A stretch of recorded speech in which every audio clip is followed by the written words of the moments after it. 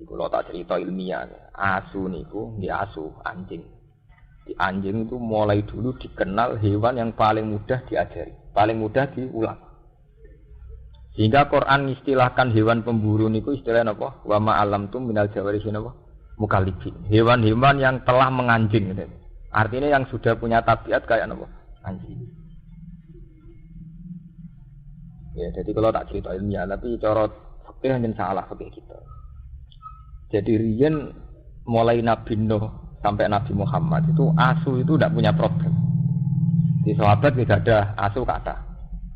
Ini asu penjaga kebun, ya gada ternak, gada nopo ternak lah. Riyen nak tiang gada ternak kuata. Orang-orang nopo jenenge bedui-bedui ya gada ternak kata, sing jaga sangka serigala nopo asu. Nggih ora apa-apa, mboten enten masalah mbek asu. Sehingga istilah Quran ketika ditanya, ya Muhammad, sing halal apa wae? Jawabe Allah, mat kandakno sing halal itu sesuatu sing suci atau hasil buruan dari hewan yang sudah diajari. Atau hasil buruan dari hewan yang sudah diajari, di mana hewan yang sudah diajari itu sepandai anjing. Napa mukal? Tapi Imam Suyuti luwih ekstrim, nyontokno ndak standar anjing. Asulah ora apa-apa. Mulane temen iki tafsir ayil kawasib minal kilab. Nggih. Lho ini ngaji lho, ini ngaji tafsir. Ayil kawasib minal apa? Kilab. Lah sibak waktu ini. Kalau terangno, kalau tak terangno fikih riyen, fikih. Anjing itu enggak pernah najis dalam semua periode. Kalau terangno niki, Mas. Dari kiai sing entek terus dari ilmu kelas tinggi. Anjing itu tidak pernah najis. Sehingga dulu itu tidak asing. Orang uji anjingnya Ashabul Kahfi ada asing. Memang tidak pernah ada masalah dengan anjing. Enggak pernah ada masalah dengan anjing. Sampai periode sahabat tabi'in, rata-rata sahabat dia punya anjing. Bahkan banyak sahabat yang berkeyakinan asu wis ngrumat wedhus 100. Iku sing siji hadiah asu iku kon mangan. Mergo minangka wedhus utuh dijaga asu sangka serigala. Jadi dikeki napa? Hadiah. Lah Quran istilahno nggih ngoten, wa ma alamtum minal jawarihi mukallibin. Nah niki sampean ngaji tafsir dan saya baca di depan sampean. Artinya saya jujur, tak waca ayil kawasib minal kilab. Iku hewan-hewan pemburu minal kilabi saking napa? Pira-pira asu. Nah ini bayarno masa lalu. Si sahabat riyen nak kepengin entuk kidang utawi kepengin entuk buruan rak anjing diulang kan ngejar napa? Kidang. Nggih. Lah cara fikih niku kan hewan halal niku kalih. Disembelih secara syar'i. Dipotong secara syar'i ngene sampean sembelih.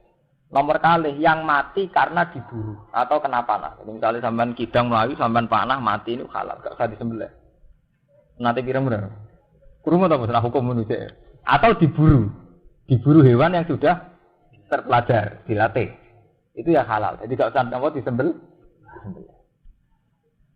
Itu standar. Makanya ketika Nabi ditanya yang halal apa saja, yaitu yang disembelih dan yang dicengkeram oleh pemburu yang sudah dilatih.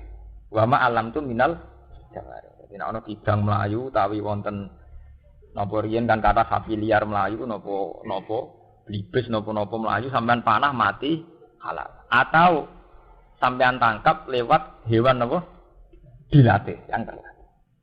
Lah itu Quran itu sirine, itu contohno asu wa ma alam tu minal jawarihi napa mukallibin, hewan-hewan yang terlatihnya itu sudah kayak anjing. Ini kalau cerita ilmiah, tidak usah nganggo madzhab Syafi'i. Kalau cerita ilmiah. Mau terus mitos tentang anjing itu berlebihan. Ini termasuk Ashabul Kahfi. Jenenge Ashabul Kahfi itu 7. Wasaminuhum kalbuhum. Semua wong macam-macam. Ora roh jenenge lha kok ditulis ben marah kobong, musalmina tamliko semacam-macam.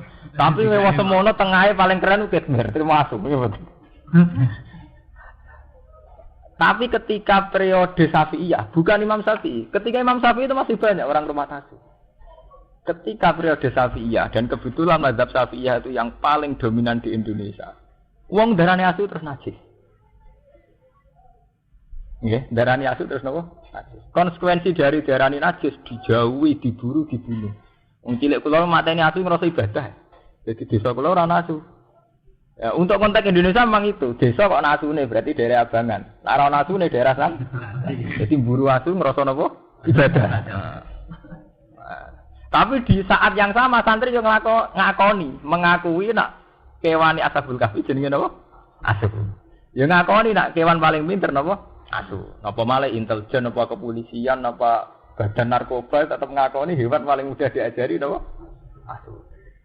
Hargane asu ini sudah juta, 100 juta gitu, tak pengen Rusia, asu-asu yang sudah terlatih kangge narkoba, nopo-nopo hargane napa? Atusan juta. Itu jelas membuktikan ilmiahnya Quran, karena Quran sendiri ngakui hewan terpelajar contohnya napa? Wa ma alam tu minal jawarihi napa? Bukaliki.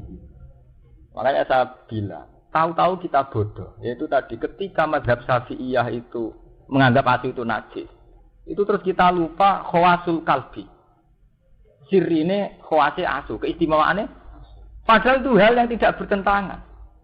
Kalau asu itu betul pinter dan istimewa, bener atau darani najis, ben rambut sembelih jadi ternak. Nggih mboten. Justru barang istimewa ora perlu dibunuh nggih mboten. Karena istimewa.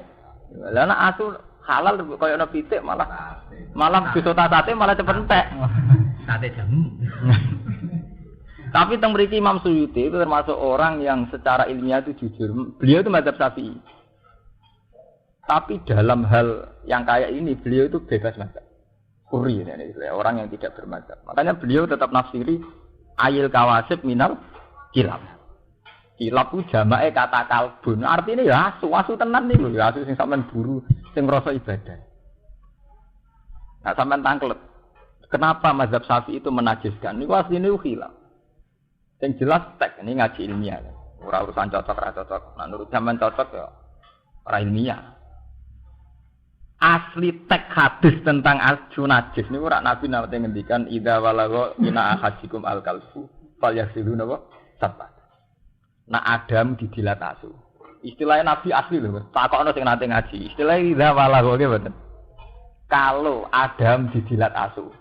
Takokno sing nate ngaji fikih. Istilahnya asli lho, tek hadis jadi tidak fikihnya lho nggih.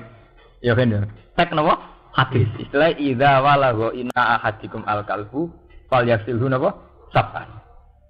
Kalau anjing itu menjilat di antara wadah kamu, falyasilhu sab'an. Basuh ping 7. Asli teke Nabi. Jadi Nabi ngendikan ana istilah jilat, ana istilah ada. Nah iki sing mari ekstrem niku istilah jilat mbek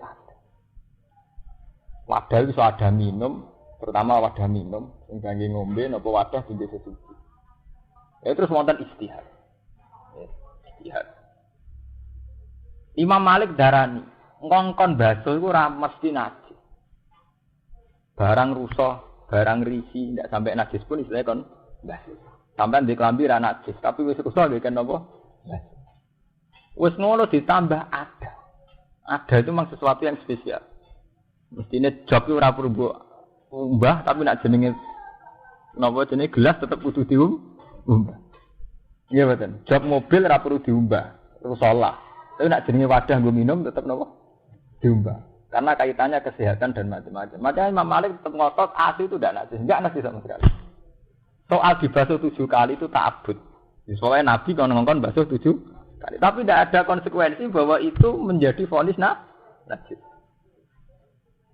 Ya, kapan-kapan nak sampean kepengin ilmiah, sampean takokno kula bahwa mengke ditulis. Mungkin sampean ngaji teng mungkin nggih. Masalah sih mungkin tesare menurut Imam Malik ndak najis. Dibasuh ping 7 itu ta'abbudi. Soalnya Nabi mutuskan basuh dibasuh, tapi ora ana akibat iku diarani.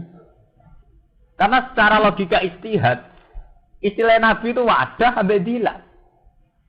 Apalagi kalau sampean sekarang menguasai ilmu medis. Efek yang ditimbulkan sekedar memegang dengan efek karena jilat itu bedanya ada. Sama nak gelem didemek wong wedok.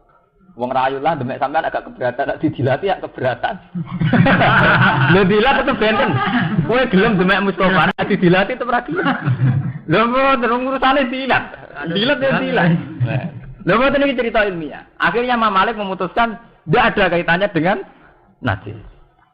Imam Syafi'i mboten. Ora dilat kok demek ya najis. Lah iku sebatas ekstrem. Akhirnya demek ya najis, ngelus-ngelus ngene apa? Nabi. Tapi secara tekstual hadis itu istilah Nabi sama delok teng hadis-hadis idza walagha ina ahadikum al kalbu fal yasilu napa sapa. Wa asal usule cerita ilmu.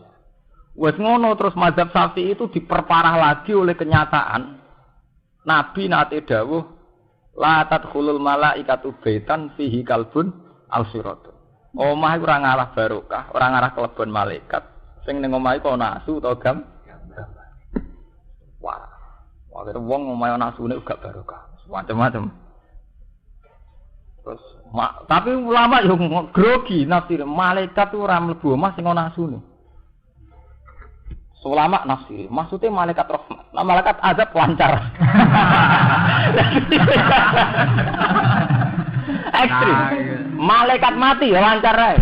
Mergo nak nganti kok eda iku semua malaikat, wong biasa ora ngarama mati.